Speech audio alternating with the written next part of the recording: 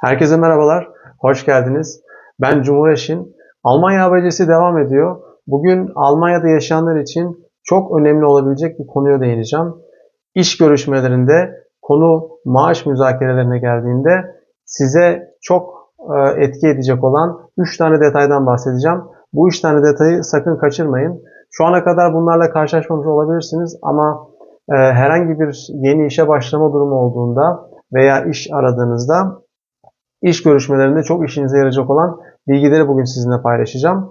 Çok fazla vakit kaybetmeden ayrıntılara girmek istiyorum. Şimdi öncelikle iş görüşmelerine girdiniz, olumlu sonuç aldınız ve onun sonucunda bir maaş müzakeresi aşamasına geldiniz.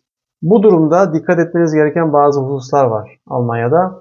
Çünkü siz bir yabancı olarak Almanya'da bulunduğunuz için kendinizi bir anlamda korumaya almalısınız. Neden korumaya almalısınız? Çünkü burada bir haksızlık durumu olabilir. %100 olmak zorunda değil ama gene de bu muhafazayı bir şekilde hazır tutun. Olabilecek durumlara karşı kendinizi korumuş olursunuz. Ama buna geçmeden önce birinci detayla başlamak istiyorum. Bunu herkes bilmiyor olabilir. Ama Almanya'da biraz zaman geçirdiyseniz muhtemelen bu ayrıntıya hakimsiniz demektir. Almanya'da maaş müzakereleri brüt maaş üzerinden yapılır. Yani siz Türkiye'de bir maaşı konuştuğunuzda kuvvetle muhtemel onun neti üzerinden konuşursunuz. Yani Türkiye'de brüt maaş üzerinden müzakere yapılmaz. Dolayısıyla siz elinize geçecek olan parayı merak edersiniz ve Türkiye'de maaş görüşmelerinde elinize net olarak geçecek olan parayı müzakerelerde şirketle veya insan kaynaklarıyla konuşursunuz. Almanya'da bu böyle değil. Almanya'da bütün müzakereler, bütün maaş müzakereleri brüt üzerinden yapılır. Şimdi burada tabii bir sorunla karşılaşıyoruz. Neden? Elinize geçecek olan parayı bu durumda bilemiyorsunuz. Neden bilemiyorsunuz? Çünkü aynı brüt seviyesi için farklı şirketlerde farklı net meblağlara gelebilirsiniz. Dolayısıyla elinize geçecek olan parayı bir şekilde siz hesaplattırmalısınız ve onu doğrudan sormalısınız. Burada kesintiler devreye giriyor. Hangi kesintiler devreye giriyor? Sosyal sigortalar, emekli sandığı vesaire konuları var. Onun dışında bazı şirketler örneğin bireysel emeklilik öneriyor mesela. Herkes bireysel emeklilik yaptığında kesintilerin oranı artıyor. Dolayısıyla siz brütün %65'ini mi alacaksınız? 70'ini mi alacaksınız? 75'ini mi alacaksınız? Bu belli olmuyor. Dolayısıyla sizin bunu insan kaynaklarıyla görüşmede doğrudan çok nesnel olarak sormanız gerekiyor. Aksi takdirde elinize geçecek olan parayı bilemezsiniz. Bunun sebebi brütün konuşulması ve brütün dışında herhangi bir şekilde müzakerelerde bir rakamın konuşulmaması. Bunu bir kere söyleyelim. Ve aynı zamanda şunu da söyleyeyim. Eğer sizin mesleğinizin rayicini bölgesel olarak biliyorsanız, neden bunu söylüyorum? Çünkü aynı meslek büyük şehirlerde veya farklı eyaletlerde farklı maaşlarla çalışıyor olabilir. Bunu bilmelisiniz ve ona göre görüşmeye girmelisiniz. Aksi takdirde eliniz zayıftır o görüşmede. Çünkü müzakerede artı eksi oynama payı her zaman vardır. Dolayısıyla o bilgiyi, o rayici bilerek müzakereye girmenizde çok büyük fayda var. Şimdi bu birinci konuydu. Bu kesinti konusu ve maaşın brüt olarak konuşulması konusu Almanya'da önemli bir fark Türkiye ile bu. Şimdi ikinci maddeye geçelim. İkinci maddemiz ve aynı zamanda üçüncü maddenin de aslında burada aktarılma sebebi de aynı olacak. İkinci maddemiz equal pay. Bu İngilizceden geçme bir kavram. Bu Avrupa müktesebatında kullanılan bir kavram. Equal pay. Kanuni anlamda sizi korumaya alan bir şey aslında bu. Bu equal pay'in iki tane içeriği var. Bir tanesi kadın erkek eşitsizliğini ortadan kaldırmak.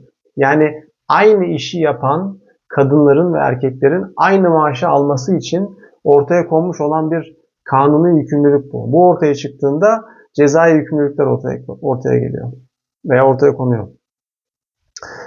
Dolayısıyla siz eğer hanımlar için özellikle söylüyorum bunu, görüşmenin bir yerinde bunu sözel olarak dile getirirseniz üzerine biraz basarak, tabii ki soruyu şu şekilde sormamalısınız. Siz equal pay uyguluyor musunuz diye bir soru sorulamaz. Bu doğrudan bir saldırı gibi algılanabilir.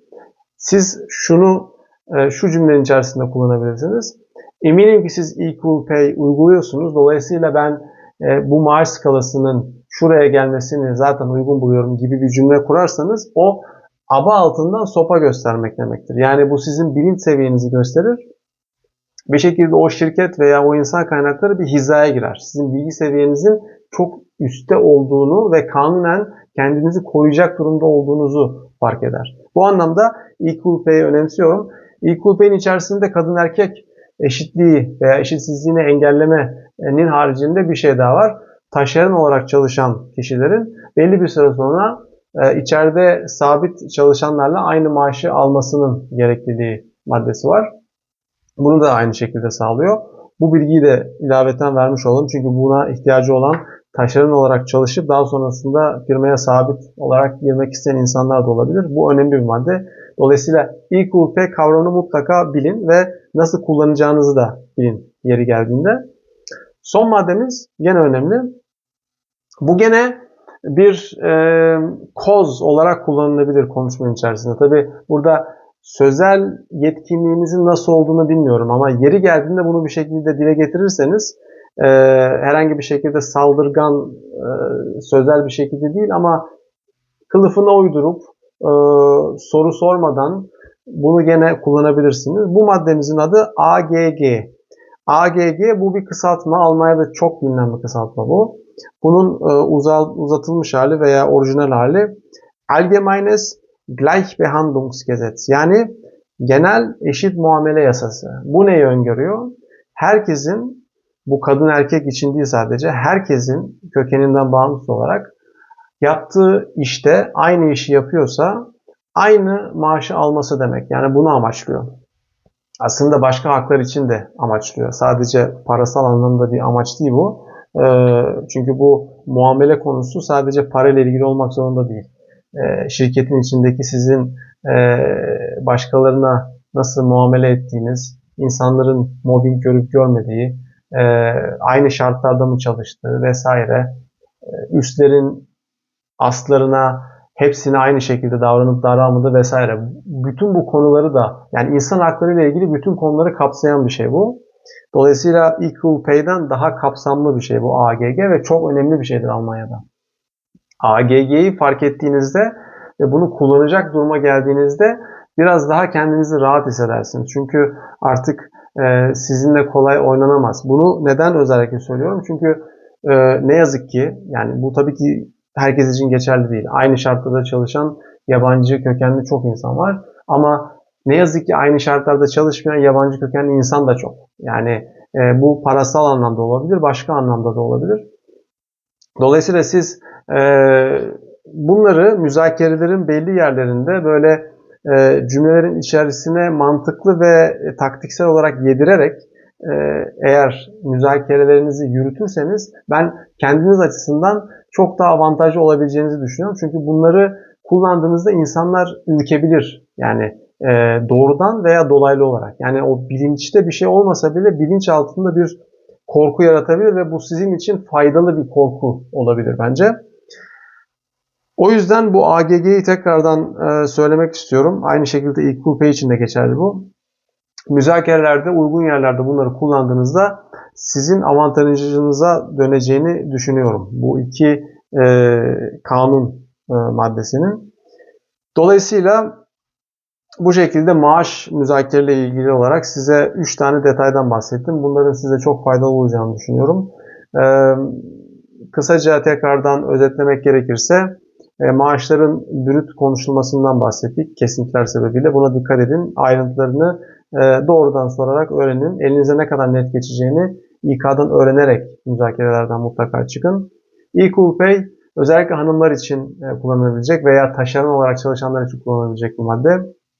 Bunu gene biraz aba altından sopa göstermek için kullanabilirsiniz. Equal Pay adı. Üçüncü maddemiz de AGG'ydi. AGG'yi kullanarak gene örnek cümle işte AGG'yi kullandığınızdan zaten eminim, başka türlüsü düşünülemez deyip müzakereye devam ederseniz muhtemelen gene 1-0 önde başlarsınız o müzakereye diye düşünüyorum.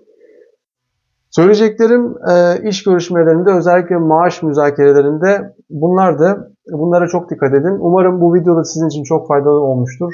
Sonlara yaklaşırken muhtemelen şu an Ekranda sizin için en uygun olan videoyu görüyorsunuz. O videoyu da izleyip bilgilenmeyi sakın unutmayın. Beğenmeyi, paylaşmayı ve abone olmayı da unutmayın. Umarım sizlerin sayesinde daha büyük kitlelere faydalı olur. Kitlemiz büyüye büyüye yayılıyor zaten. Bu benim için çok memnun edici bir şey. Umarım yorumlara da farklı sorularınızı yine yazarsınız ve onları yanıtlamaya çalışırım. Bir sonraki videomda görüşmek üzere. Kendinize çok iyi bakın.